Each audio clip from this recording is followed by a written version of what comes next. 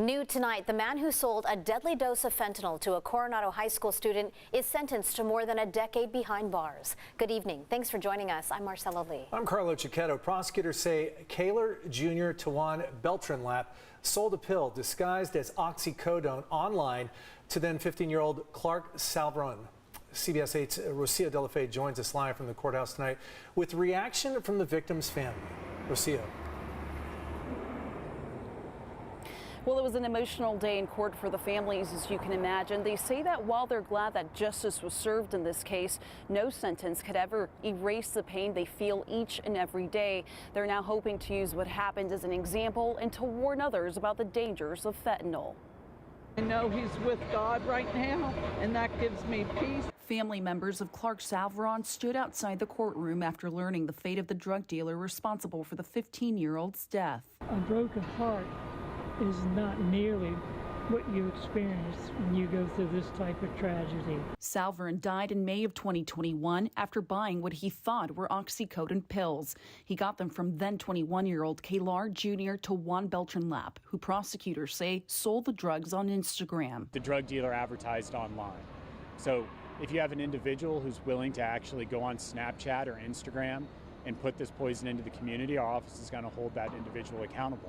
Beltranlap pleaded guilty last year and admitted he had warned the teen to only take half the pill because of how strong it was. He was arrested after Salvron's death with more fentanyl-laced pills in his possession. We had 814 deaths last year. It is the #1 cause of death for individuals between 18 and 45. It is an epidemic of proportions that we haven't seen in this district. Today was difficult, but I feel relieved that it's done. Family members say the Coronado High School sophomore dedicated his life to family, sports, and his faith. He was everything to me. He was very special, sweet boy, and he was a leader, and he was a gift.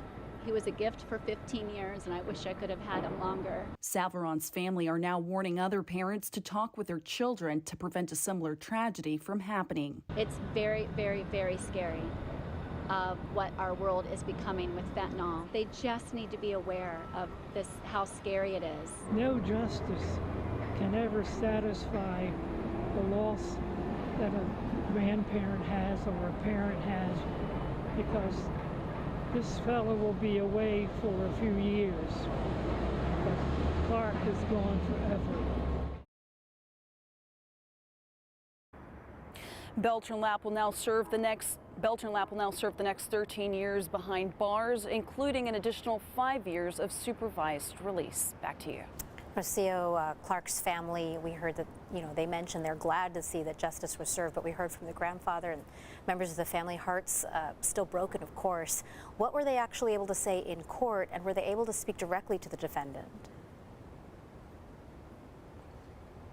So the family says that Beltranlap actually told the court today that he wants to turn his life around, and that's exactly what the family is hoping that he does in the next few years. Additionally, the family says that while they can't forgive him, they will never be able to forget the pain that he caused them, and are hoping that others can use this as a lesson in their own lives. Reporting from downtown, Rocio De La Fe for CBS 8. Of course, I'm sure the family thinks about him every single day. Thanks, Rocio.